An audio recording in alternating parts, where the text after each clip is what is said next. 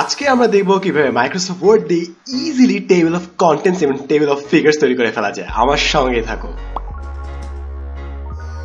আমি সাদম সাদিক এবং এমন অনেক সময় দেখেছি যে অনেক মানুষ ডকুমেন্ট ক্রিয়েট করার পর টেবিল অফ ফিগার্স তৈরি করতে যায় ঘাম ঝরিয়ে ফেলে, কারণ এটা তৈরি করা অনেক টাফ যদি আমরা ম্যানুয়ালি করি। আজকে দেখো কিভাবে আমরা স্মার্ট ভাবে করতে পারি।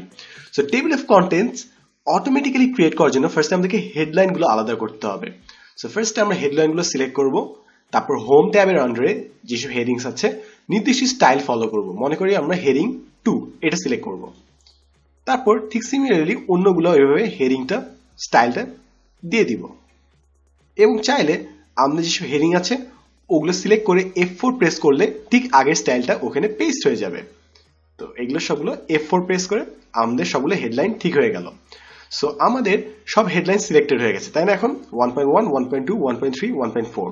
এখন আমি উপরে এখানে ক্লিক করলাম, এন্টার প্রেস করে একটু ফাঁকা জায়গা হোক, তারপর এখানে গেলাম, রেফারেন্সে যাব, টেবিল অফ কন্টেন্টসে ক্লিক করব, তারপর কন্টেন্টসে ক্লিক করলেই বুম, আমাদের সাথে সাথে একটি টেবিল অফ কন্টেন্টস কম্পিউটার নিজে নিজে বুঝে তৈরি করে ফেললো। এবার খালি সিরিয়াল নাম্বার না, এখানে আমাদের পেজ নাম্বার সহ পুরোটা বলে দিচ্ছে। দারুণ না ব্যাপারটা?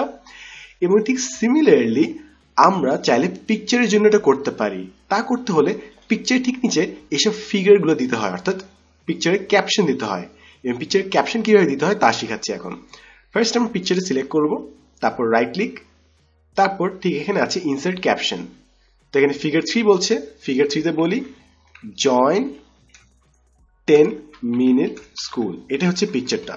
এরপর ওকে দিই, এরপর কন্ট্রোল ই প্রেস করি, তাহলে আমাদের মাঝখানে চলে আসবে, অথবা হোমে যে এই বাটনটা প্রেস করলে মাঝখানে চলে আসবে।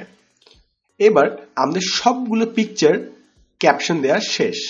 তাহলে আমি জাস্ট উপরে এখানে যাব, রেফারেন্সে যাব, ইনসার্ট টেবিল অফ ফিগার্স, ওকে দেই, বুম, আমাদের সবগুলো পিকচার কোথায় কোথায় আছে, কোন পেজে আছে তাও বলে দিচ্ছে।